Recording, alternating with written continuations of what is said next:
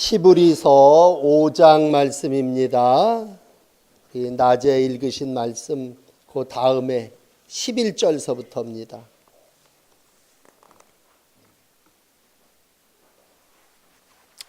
마지막 14절까지의 말씀, 우리 4절인데 한 절씩 교독을 하도록 하겠습니다.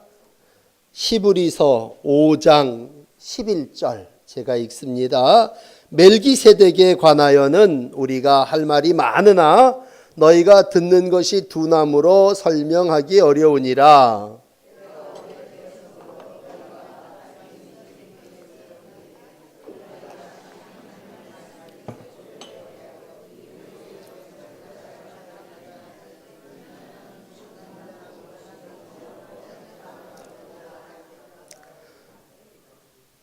이는 젖을 먹는 자마다 어린아이니 의의 말씀을 경험하지 못한 자요.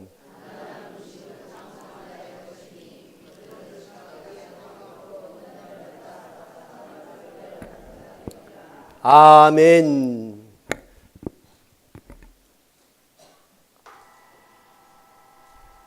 하나님과 인간 사이에 대제사장, 제사장을 두시고 그 대제사장이신 예수 그리스도를 이 땅에 보내주심으로 우리가 예수 그리스도를 통해서 하나님께 예배를 드리고 또 신앙생활을 할 수 있게 하나님께서 은혜를 베풀어 주셨죠.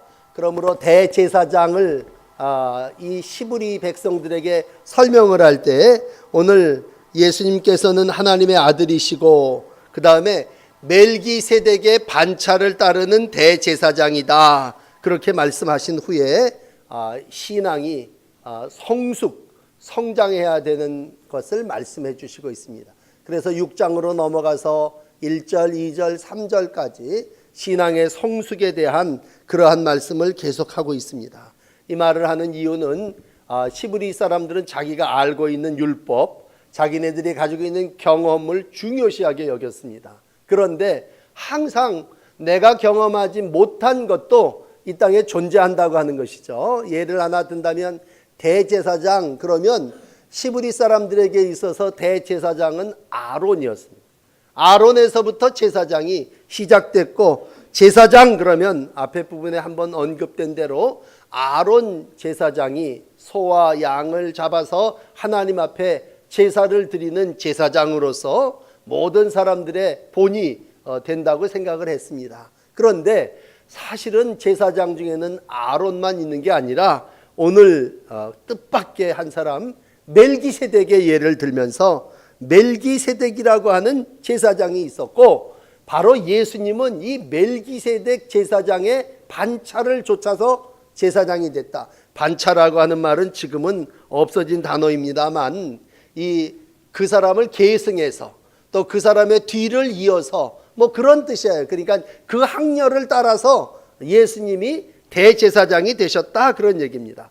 그렇다면 우리는 모르는 사람인데 그럴 게 아니라 성경에 보면 한 번 창세기 14장에 멜기세덱 제사장에 대한 얘기가 나와요.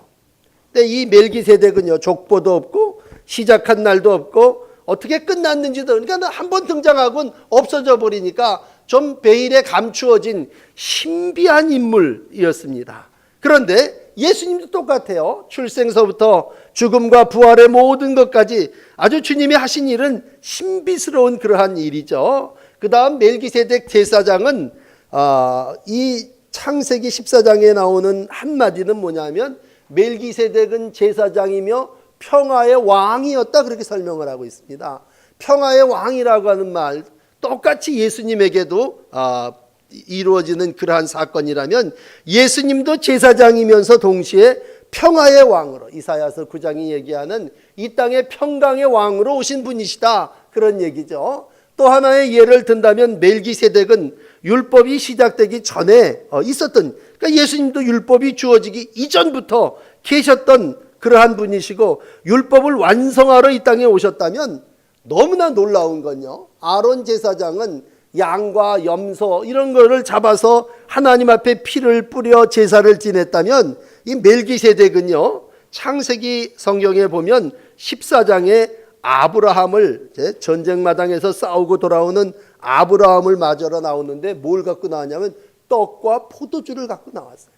그러니까 뭐를 이렇게 잡아서 받아서 하나님께 바친 제사장이 일반 제사장이라면 멜기세덱은 떡과 포도주를 지치고 힘들고 고통스럽게 싸움을 하고 돌아오는 아브라함의 그 군사들에게 나누어 줬다면 예수님도 어쩜 똑같이 이 땅에 제사장으로 오셔서 자기가 산제물도 되셨지만 떡, 자기 살이시죠, 포도주, 자기의 피를 뿌려서 이 땅에 모든 제물을 데워주신 분이 예수님이라면 멜기세덱과 이 예수님은 어떻게 똑같아요. 그러니까 어떻게 보면 우리가 예표라고 하는 말을 쓸 때 예수님의 예표는 멜기세덱이고 멜기세덱은 신비스럽게 와서 이 세상 가운데 모든 하나님의 나라를 이루는 제사장으로 한번 보여주고 없어졌다면 바로 예수님이 이 멜기세덱의 반차를 따라 우리의 대제사장이 되신 분이시다, 이렇게 얘기를 하는 거예요. 그러니까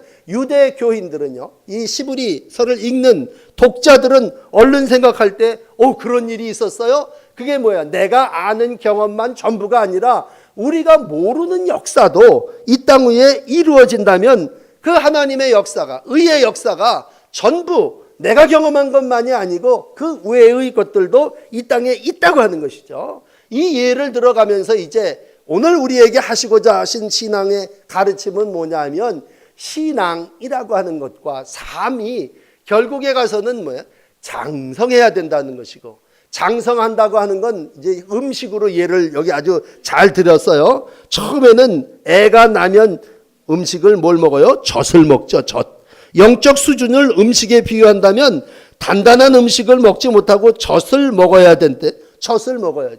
그러면 사람이 장성했다. 그러면 뭐야? 젖을 띠고 딱딱한 단단한 음식을 먹었을 때 그 단단한 음식은 바로 의의 말씀이라고 하는 거예요.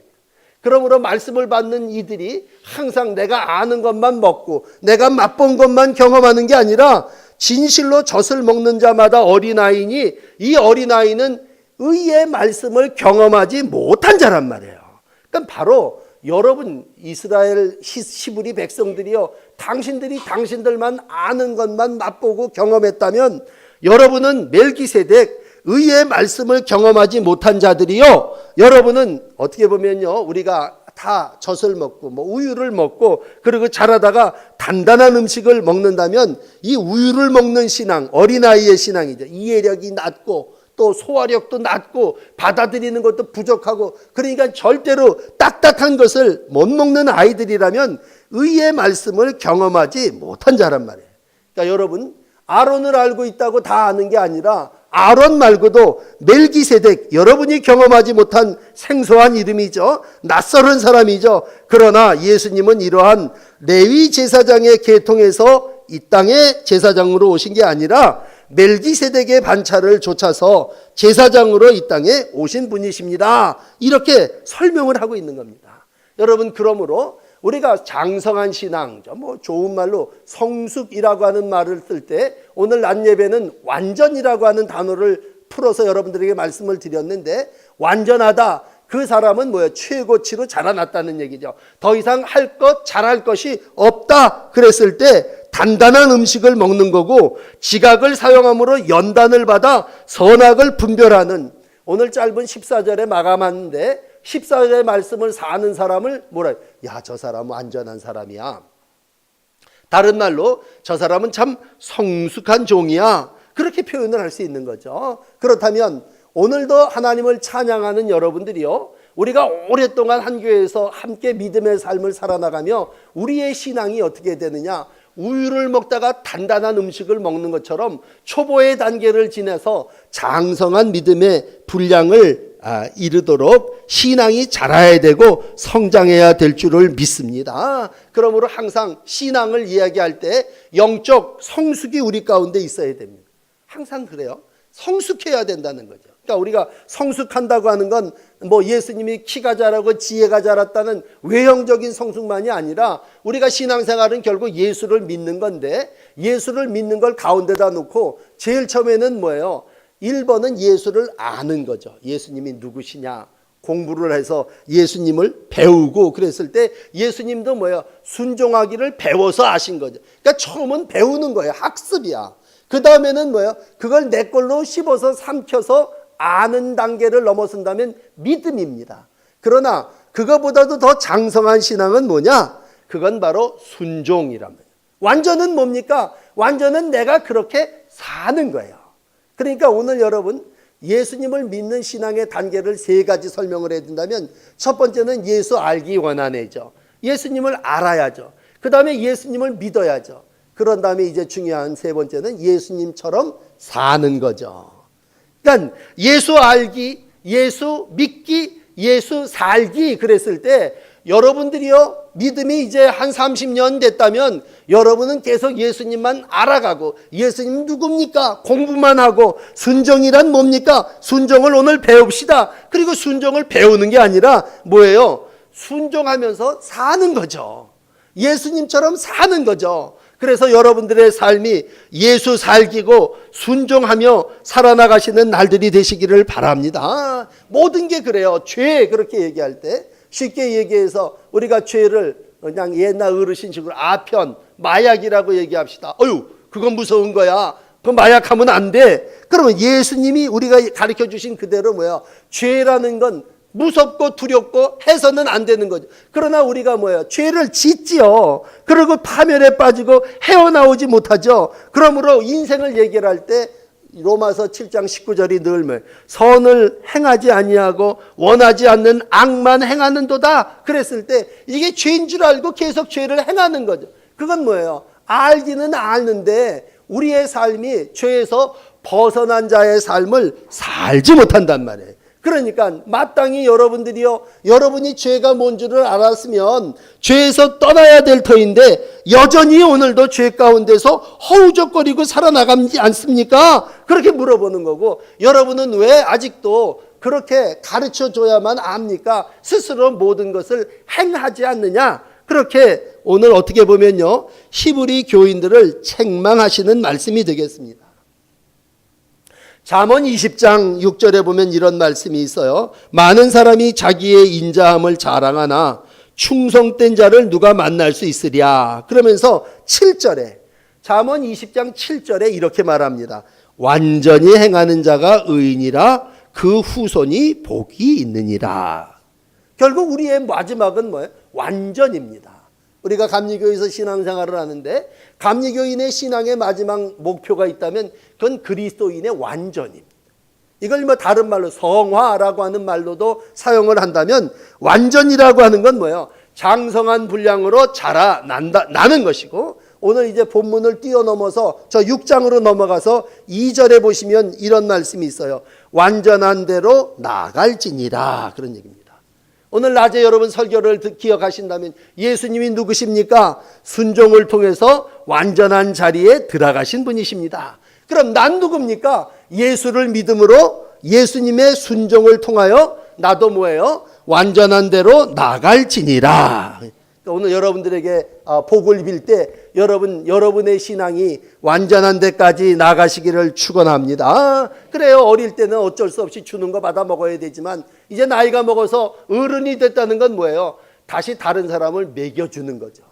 어른이 돼서 여전히 받아만 먹으려고 그러고 달라고만 그러면 어떻게 딱하지 않습니까? 우리가 믿음이 자랐다, 성장했다 그런 얘기는 전에는 내가 움켜쥐고 받았지만 이제는 뭐예요? 내 손을 펴서 그 사람들을 돕고 그 사람의 아픔을 내 아픔처럼 여긴다고 할 때 아이들이 이렇게 이제 계약을 하고 한 학기 올라가고 그럴 때 아이들이 어느 순간엔 그래요. 아버지 이제 내가 알아서 다 할게. 자꾸 참견 좀 하지 마세요. 그러면 뭐예요? 좀 기분이 나쁘면서도 뭐야? 이놈이 다 컸구나 그러죠. 제 할 일을 자기가 알아서 하고 이제 뭘 좀 옮기려고 그러면 나보다 번쩍 일어나서 얼른 들어서 옮기면 뭐예요? 이제 나보다도 훨씬 더 힘도 지혜도 아는 것도 더 많아졌다 그랬을 때 뭐예요? 아들이 이제 아버지를 넘어서는 거죠. 그럴 때 우리 아이 이제 장성했다 그런 말을 쓰는 거 아닙니까? 우리가 이 땅을 살아나가면서 예수님의 고난을 아침에 얘기할 때 예수님은 고난으로 순종함을 배워서 온전하게 되셨단 말이에요. 그러므로 우리가 이 땅을 살아나가며 온전함을 이룬다고 하는 건 뭐예요? 이젠 장성해가지고 예수님이 남을 구제하는 일을 얘기할 때도 사마리아 사람이라고 얘기하지 않고 뭐예요? 가서 너도 이와 같이 행하라 그런 얘기하셨잖아요.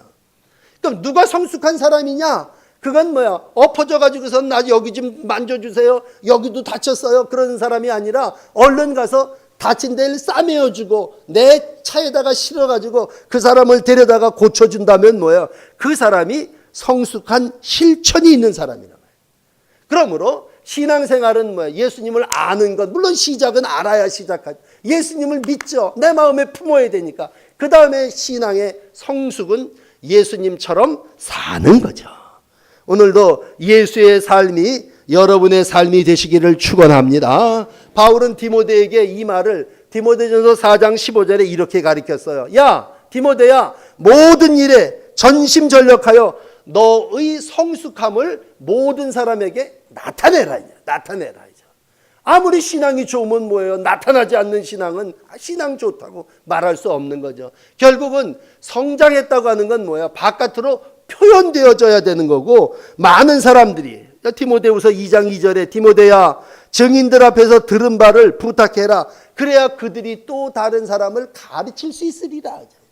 내가 오늘도 신앙생활을 하면서 여전히 오늘도 배우기만 하면 어떻게 해요? 이제는 뭐예요? 내가 가르치고 나한테 배운 사람이 가서 그 사람이 또 다른 사람을 가르쳐야 되리라라고 할 때 성령의 역사는 뭡니까? 오늘도 하나님의 은혜를 따라서 내가 배운 모든 것을 다른 사람에게 가르치고 또 전파되면서 이게 배가 되어지는 하나님의 축복인 줄을 믿습니다. 그러므로 오늘 신앙의 초보는 젖을 먹는 거예요. 물론 먹어야 크니까, 우유를 먹어야 그 사람이 사니까. 그러나 매일같이 젖만 먹을 수 없다는 거고, 이제는 혼자가 아니라 모든 사람과 더불어 모든 사람과 함께 하나님의 뜻을 이루어 나가야 된다고 하는 것일진데, 아론 제사장만이 제사장이 아니라 멜기세덱과 같은 내가 경험하지 못한, 알지 못하는 또 다른 세계가, 또 다른 사람이 있다고 하는 것을 우리가 인정하는 게 결국은 성숙이죠. 우리가 사회적으로 여러 가지 어려운 일들을 당할 때마다, 오늘 지난 주간에도 그런 얘기를 해요. 음악을 하는 사람들도 그래요. 혼자 음악을 하는 사람이, 피아노 치는 사람은 음악하는 혼자 독주하고 혼자 하죠. 그러나 관현악을 하는 사람들은 뭐예요? 옆에 사람 소리도 들어야 되고 눈치도 봐야 되고 함께 호흡도 해야 되고. 여러분 성가대도 노래를 부를 때 혼자 부르는 독창이 있지만 우리 모든 사람이 합창을 할 때 나 혼자 마음대로 불러서는 안 되는 거죠. 지휘자가 있고 또 모든 연주하는 사람들이 뭐예요? 같이 할 때 그게 성숙이란 말이에요. 성숙. 그러나 성숙하지 못한 사람은 항상 자기만 챙겨달라고 그러고 내가 해야 된다고 할 때 어떤 분들은 아주 대놓고 얘기하죠. 목사님은 누구 편이세요? 그래요. 내 편이 아니란 말이야. 내 편이 돼달라는 거죠. 그건 뭐예요? 아직 어린아이라는 거죠. 목사님, 나는 이제 신경 쓰지 말고 저 새신자들, 저 사람들이나 좀 많이 해주세요. 그럴 때 우리가 편을 가르는 사람들은 아직 유아야. 이건 아직 초보 단계에 있는 사람들이에요. 성숙한 사람은 편을 넘어서.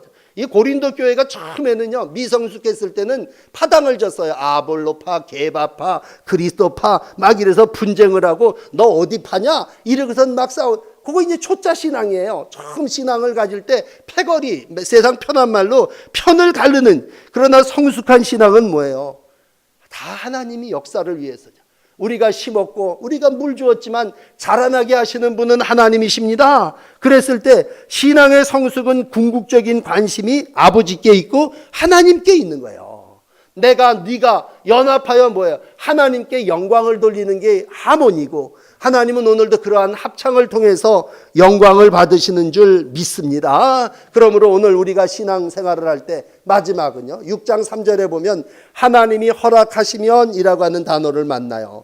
신앙생활은 결국 뭐예요? 하나님이 허락하시면 내가 이 일을 한다고 할 때 그건 완전히 하나님의 종이 된 것이고, 하나님이 나를 통해서 오늘도 일하실 때에 하나님이 허락하시면 내가 순종하겠습니다 라고 할 때 결국은 뭐예요? 순종을 통해서 신앙이 완전 성숙에 이르게 된다는 얘기죠. 예수님이 처음부터 제자들에게 맡기시지 않았어요. 끌고 다니셨어요. 그리고 먹이셨어요. 그 다음엔 뭐예요? 부활하시고 난 다음에 베드로야, 너 날 사랑하냐? 물으시고, 그 다음에는 뭐예요? 하나님의 일을 그에게 맡기셨어요. 요한복음 21장에 가서는 마지막 성숙이 뭡니까? 내 양을 먹이라, 내 양을 치라. 그러면서 뭐예요? 제자들에게 맡겨주신 겁니다. 위탁이에요, 위탁.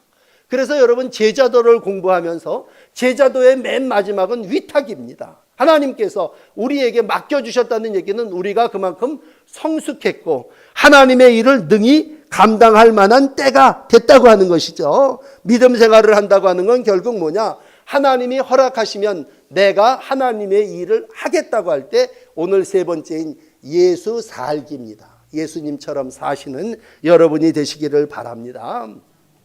인생을 돌이켜보면요, 우리가 어릴 때 게임을 하면 가위바위보를 하지 않습니까? 평생 삶이 어떻게 보면 우리의 손이 가위바위보를 하는 거예요. 처음에는 주먹을 쥐고 이 세상에 태어난다 그래요. 다 애들 보면 주먹을 움켜쥐면서 울면서 이 세상에 태어나요. 세상의 모든 것을 좀 가지려고 보죠. 자기 본능으로 자꾸 소유하고, 그래서 장난감 하나 뺏기면 그냥 금방 죽을 것처럼 울어대요. 그러나 그 아이가 좀 자라나면 뭐예요? 그 다음에 이제 가위가 되는 거예요. 좀 2개 정도는 핀단 말이에요. 3개는 물론 나를 향해 있지만 산다고 하는 게 이제 내가 전부가 아니구나. 내게 있는 것 중에 2개 정도는 좀 나누어야 되겠구나. 그런 생각을 하죠. 그러나 마지막 성숙은 뭐예요? 보재기입니다. 펴는 거예요, 다. 그래서 죽을 때는 손을 펴고 죽는 거예요. 우리가 내 것은 하나도 없다.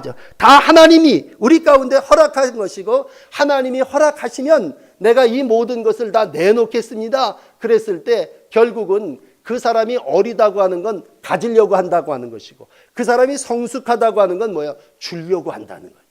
오늘 여러분의 마음은 어떤 마음이에요? 오늘도 주고자 하는 마음이 있다면 우리의 삶이 하나님은 오늘도 성숙한 삶의 길로 인도해 주시는 줄 믿습니다. 우리가 성장하고 성숙한 신앙을 이루어가기 위해서 오늘도 성령께서 우리 가운데 이젠 가서 복음도 이 사람한테 좀 줘야 되겠다. 내가 그동안에 모아뒀던 이 달란트도 이젠 내가 이렇게 써야 되겠다라고 할 때 오늘 우리 주님은 성숙한 신앙인을 찾으시고 오늘 우리 문화부가 찬양을 한다면 결국은 찬양, 합창을 하는 사람들은요 성숙함을 하나님 앞에 보여주는 거죠. 내 소리를 내는 게 아니라 모두의 소리 속에 나를 포함시켜서 하나님께 영광을 돌리는 신앙의 삶을 살아나가시는 귀한 날들이 되시기를 축복합니다. 기도하겠습니다. 은혜로우신 주님, 우리와 동행하셔서 우리의 믿음이 성장하게 하시고 우리의 인생의 연사에 관을 씌우셔서 해가 지나고 여러 사건과 사고와 경험을 통해서 성장하게 하시고 성숙하게 하시니 감사합니다. 언제까지나 어린아이와 같은 신앙, 초보 상태에 머물러 우리가 때로는 이기심 때문에 배타적이고 분열하고 파당짓는 그러한 모습을 보여드렸습니다. 우리의 나라가 지금 파당으로 분열로 여러 가지 어려움을 겪고 있는데 하나님 성령으로 이 나라와 이 백성들을 지켜주셔서 겸손히 남을 위하여 내 손을 펴며 하나님의 사랑을 이 땅에 실천하며 살아나가는 성숙한 신앙의 날들이 되게 하여 주시옵소서. 여전히 오늘도 젖이나 먹고 또 배고프고 달라고만 하는 신앙 되지 않게 하시고 오늘도 다른 사람들에게 떡을 나누어 주며 피와 살을 공급하며 십자가에 희생하신 예수님의 삶을 살아나가는 장성한 믿음의 사람들이 되게 하여 주시옵소서. 오늘도 온몸을 우리 위하여 아낌없이 주신 예수님을 기억하는 사순절기를 살아나가게 됐습니다. 주님, 우리의 마지막이 주님의 모습이 되게 하시고 우리가 예수 살기로 예수님처럼 사는 복된 신앙의 마지막이 되게 하여 주옵소서. 예수님 이름으로 간절히 기도드립니다. 아멘.